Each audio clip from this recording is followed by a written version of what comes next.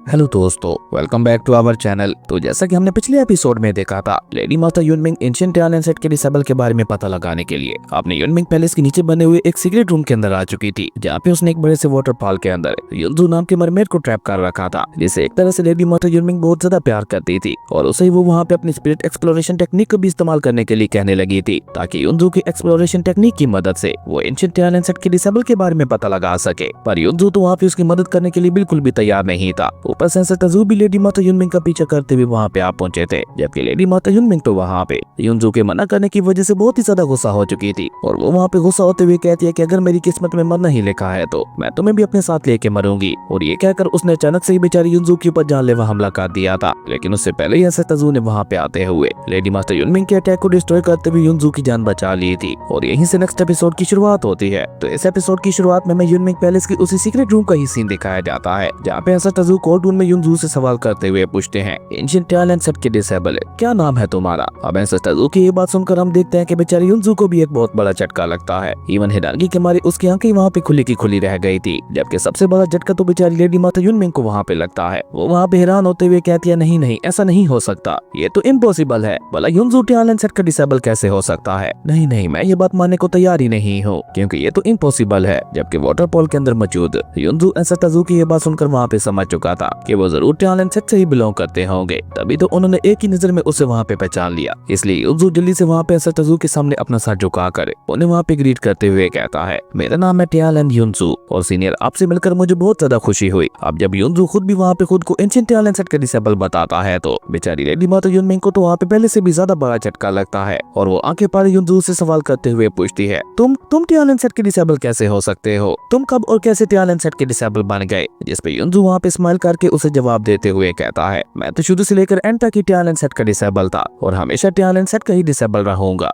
उसके बाद युनजू सभी को अपनी कहानी बताते हुए सभी को लाखों साल पहले ले जाता है और लाखों साल पहले हमें वहाँ पे एंशिएंट टालियन सेट का ही सीन दिखाया जाता है, जहाँ पे युनजू एंशिएंट टालियन सेट के गार्डन में काम कर रहा था। असल में युनजू एक मरमेड था और वो ऑलरेडी मरमेड ट्राइब से बिलोंग करता था, इसलिए टालियन सेट उसे अपना डिसेबल मानने को तैयार ही नहीं था। लेकिन युनजू भी उस समय किसी भी हालत में खुद को टालियन सेट का डिसेबल बनाना चाहता था, इसलिए वो हर बार खुद बखुद ही टालियन सेट में आकर वहाँ पे छोटे मोटे काम किया करता था, जैसे कि बाकी सभी डिसेबल्स करते थे। और हमेशा की तरह आज भी युनजू वहाँ पे गार्डन के अंदर काम कर रहा था। तभी एंशिएंट टालियन सेट के एक मास्टर वहाँ पे आकर युनजू से सवाल करते हुए पूछते हैं, तुम दोबारा यहाँ पे क्यों आ गए? जिसपे युनजू भी वहाँ पे मासूम बनकर उन्हें जवाब देते हुए बताता है कि मैं बैकयार्ड के अंदर मौजूद स्पिरिचुअल पेट को ऑलरेडी खाना खिला चुका हूँ और उसी के साथ साथ मैंने गार्डन के अंदर मौजूद सभी फ्लावर्स को पानी भी दे दिया है। और अगर जैसा मैं सोच रहा हूँ सब कुछ वैसा ही रहा तो हमारा टालियन सेट हरियाली से पूरी तरह से भर जाएगा। और वो मास्टर कल्टीवेटर जिसका नाम लियो जियान था, युनजू वहाँ पे उसे रिक्वेस्ट करते हुए कहता है, ब्रदर लियो जियान, क्या आप मेरी एक मदद कर सकते हैं? यहाँ पे बैकयार्ड के अंदर मौजूद काफी सारे पेड़ खराब हो चुके हैं, तो क्या आप उन्हें मेरे लिए दोबारा से ठीक करवा सकते हैं? और अगर आपके पास इस काम के लिए कोई भी मौजूद नहीं है तो मैं खुद ये काम खुशी खुशी कर दूंगा। गार्डन की हिफाजत करने में मेरा कोई भी जवाब नहीं है।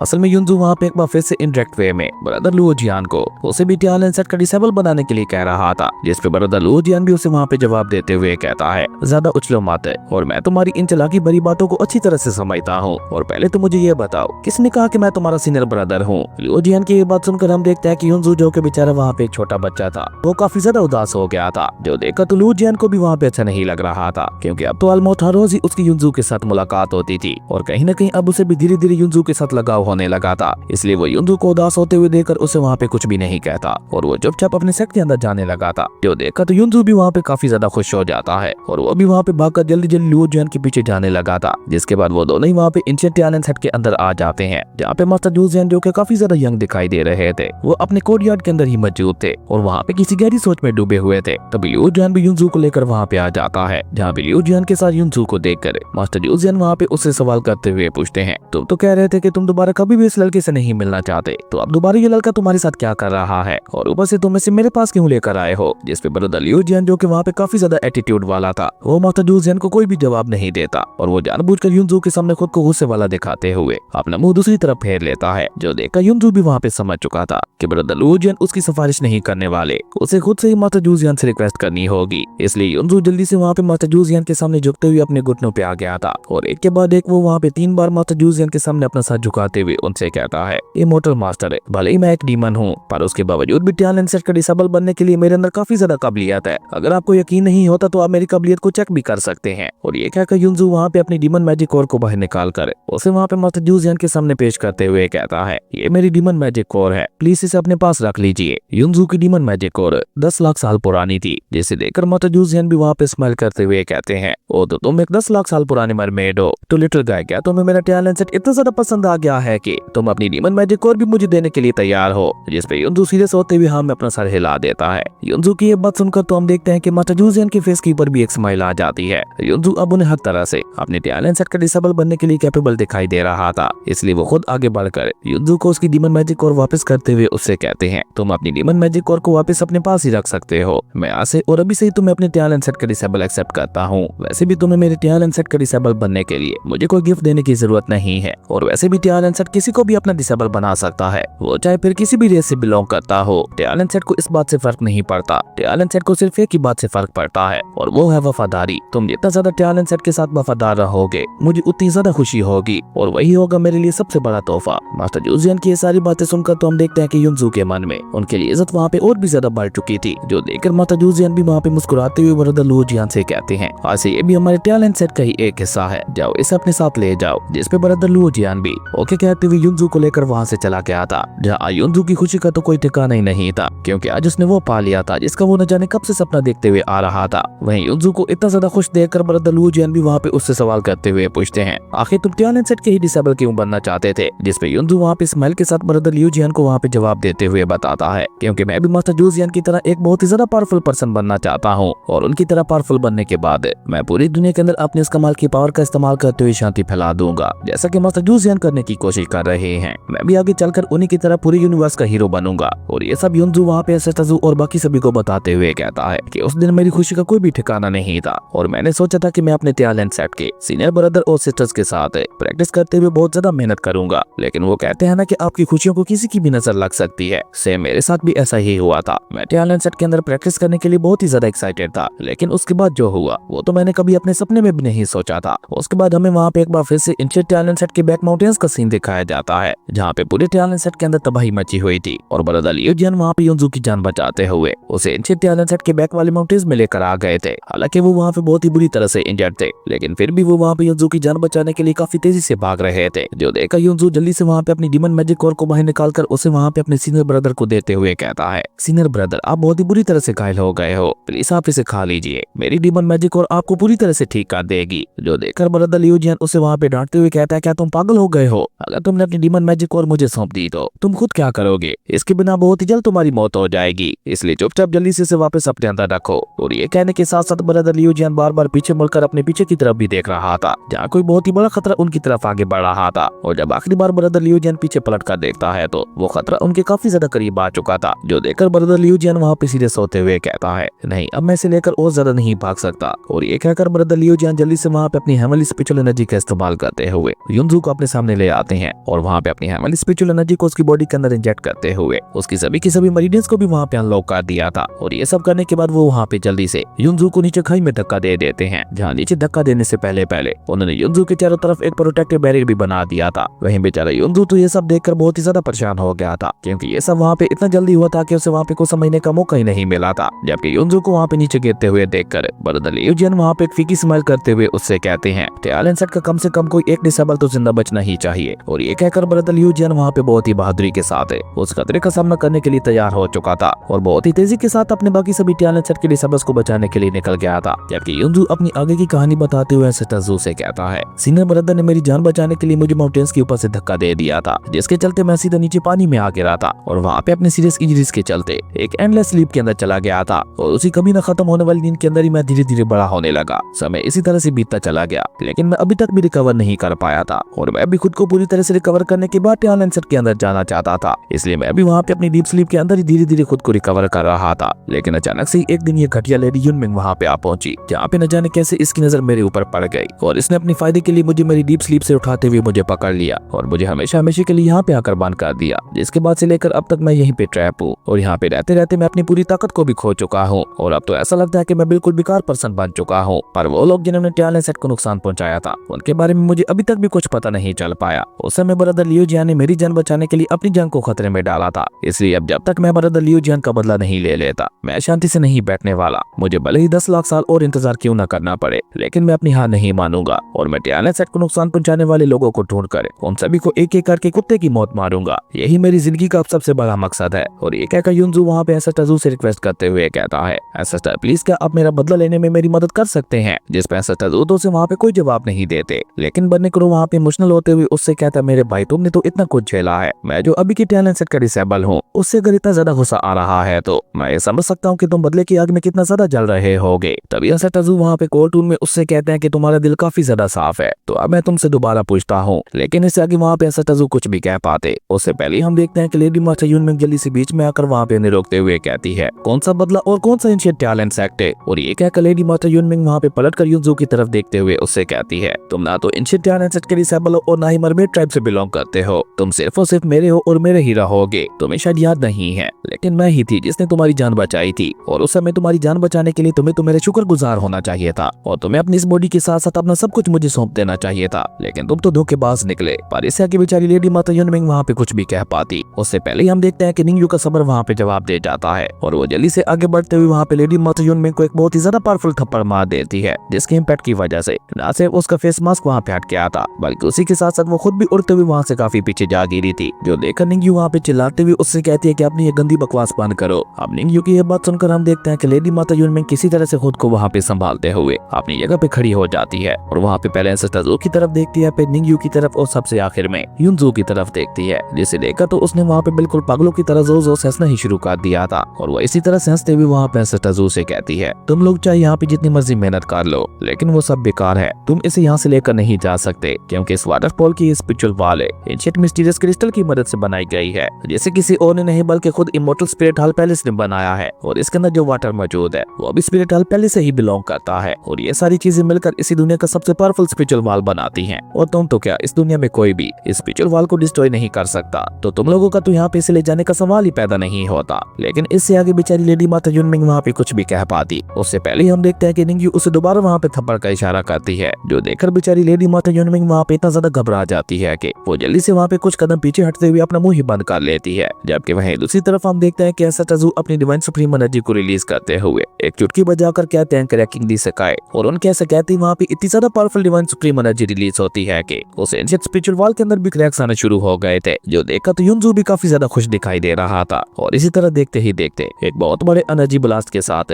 वो स्पिरिचुअल वॉल पूरी तरह से डिस्ट्रॉय हो जाती है, जिसके चलते हम देखते हैं कि वहाँ पे उस क्रिस्टल और उस पानी की बारिश होने लगी थी, जो देखकर तो बेचारी लेडी माता यूनमिंग को वहाँ पे अपनी आंखों पे यकीन ही नहीं हो रहा था कि एसेटाजू ने सिर्फ एक चुटकी बचाकर ही उस पूरी की पूरी स्पिरिचुअल वॉल को डिस्ट्रॉय कर दिया। और ये सीन वाकई गूज बम्स देने वाला था। जबकि एसेटाजू युनजू की तरफ देखते हुए कोर्टून में उससे कहते हैं, तुम्हारी मेरिडियंस के साथ साथ तुम्हारी स्पिरिचुअल वेन्स भी पूरी तरह से खत्म हो चुकी हैं, जिसके चलते तुम्हारी कल्टीवेशन और फाउंडेशन भी पूरी तरह से डिस्ट्रॉय हो चुकी है, और इसी वजह से तुम यहाँ पे अपनी जगह पे खड़े भी नहीं हो पा रहे। और ये कहकर एसेटाजू वहाँ पे गॉड पिल को बाहर निकालकर उसे वहाँ पे युनजू की बॉडी के अंदर इंजेक्ट करते हुए कहते हैं, सबसे पहले तो तुम इस पिल को रिफाइन करते हुए अपनी इंजरीज को हील करो। और एसेटाजू कैसा कहते हैं हम देखते हैं कि एक ही झटके के साथ वो पूरी की पूरी पिल वहाँ पे युनजू की बॉडी ने रिफाइन कर ली थी, जिसे रिफाइन करने के साथ ही हम देखते हैं कि युनजू की सारी इंजरीज वहाँ पे पूरी तरह से हील हो चुकी थी, और वो दोबारा वहाँ पे अपने पैरों पे भी खड़ा हो चुका था। और सिर्फ इतना ही नहीं, उसे वहाँ पे काफी ज्यादा अच्छा भी महसूस हो रहा था। आज न जाने कितने ही सालों के बाद वो इस तरह से अपने पैरों पे खड़ा हो पा रहा था, और पानी के बारे सब कुछ सही से देख भी पा रहा था, जो देखकर युनजू सबसे पहले वहाँ पे एसेटाजू को देखकर ही इमोशनल होते हुए उनसे कहता है, मैं सब कुछ देख पा रहा हूँ। और ये कहते कहते युनजू बेचारा वहाँ पे और भी ज्यादा इमोशनल हो गया था, जो देखकर बन्नेकुरो आगे बढ़कर वहाँ पे स्माइल करते हुए उससे कहता है, मेरे मास्टर एंशिएंट टियानन सेट के डिसेबल्स के साथ